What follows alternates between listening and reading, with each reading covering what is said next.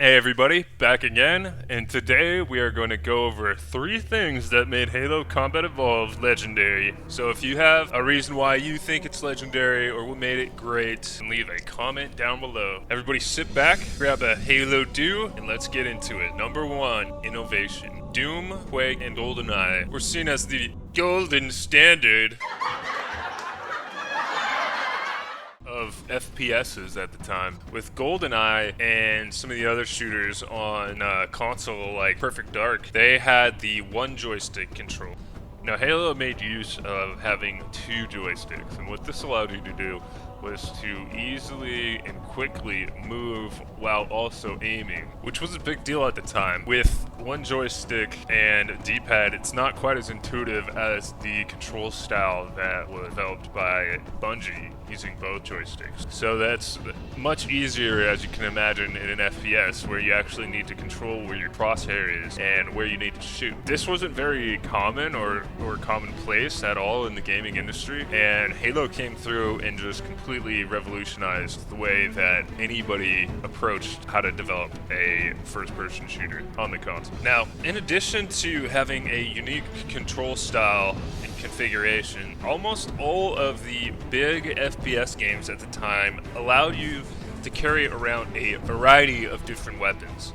Halo flipped this on its head and only allowed you to carry 2 different guns, which added a layer of realism to the game and also created the melee grenade shoot triangle of killing. This made your choices in which weapons to carry much more important, while also giving you a reason to try out guns you wouldn't normally think about using before. And to this day, this 2-weapon system continues to influence other games. In addition to the 2-gun restriction, Halo also added the regenerating health concept. At the time, FPS players would often figure out the best way through a level based on where the health packs were.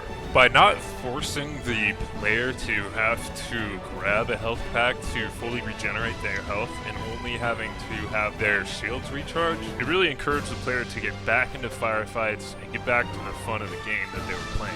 It also encouraged a less uniform style to how you approached each level. This concept has influenced FPS games of all kinds, but also games that are action-packed, like Uncharted or Red Dead Redemption. In addition to the regenerating health/shields concept, Halo also had fantastic graphics at the time, as well as having large open level worlds, which while were linear, gave you multiple options on how you wanted to tackle the level.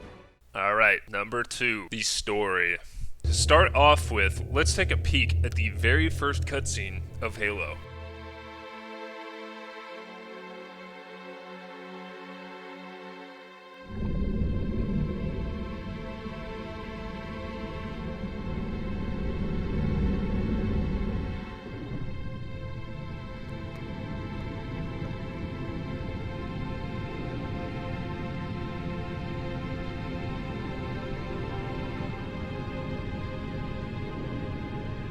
Cortana, all I need to know is, did we lose them? I think we both know the answer to that.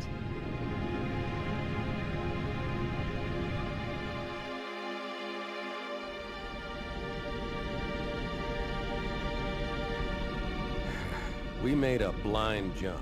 How did they... Get here first? The Covenant ships have always been faster. As for tracking us all the way from Reach, at light speed my maneuvering options were limited. We were running dark, yes? Until we decelerated, no one could have missed the hole we tore in subspace. They were waiting for us on the far side of the planet. So, where do we stand? Our fighters are mopping up the last of their recon picket now, nothing serious. But I've isolated approach signatures for multiple CCS-class battle groups. Make it 3 capital ships per group. And in about 90 seconds, they'll be all over us. Well, that's it then. Bring the ship back up to Combat Alert Alpha. Everyone, sir? There's a ton of things that Bungie did well in terms of storytelling here. We get the setting, the plot, and we learn the name of the enemy. And in addition, we are given a sneak peek into the person that we are going to be playing. Person who needs clarification on whether to be woken up or not. A great honor. Thanks, Captain Keyes. But really, you should be thanking me. Now, the scene which shows the setting of Halo as well was very mind-boggling at the time, at least for me. It begs so many questions as soon as you see it and really drags the player into the game. You know, why is the ring there? Who made it? Why did they make it? What is it used for? All this type of stuff is answered in the later games, but it's the true epicness of the ring which drew people in and made the game stick out from other sci-fi shooters at the time. Now, getting back to the story, we can't finish talking about it without the twist in the middle of the game, right? Something that I did not expect, and I don't think many other people expected it either when they started playing the game. So, you're halfway through the game. You know that enemy Covenant is coming after you, and you gotta kill him, right? Well, Bungie throws us a twist here, and they present it in a really great way.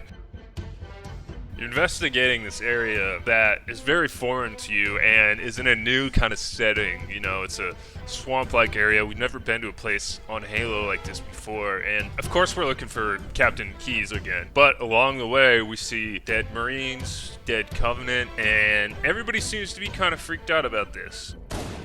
Stay back! Stay back! You're not turning me into one of those things! It's also cool because if you stop and you listen to the dropship that is in the very beginning, you listen to that message that is played over and over again, and it does give you a little hint onto who or what you may be facing, although you don't know exactly what it is. But it's these little pieces and twists and turns that really make the Halo story something that you remember, and it brings you back to playing the game over and over again, even 19, 20 years after it was originally released, which is crazy. So halfway through the game, we understand the enemy is the Covenant. We gotta stop them, right? They're the bad guys. Well, nope. Twist. The Flood come and say hi to us.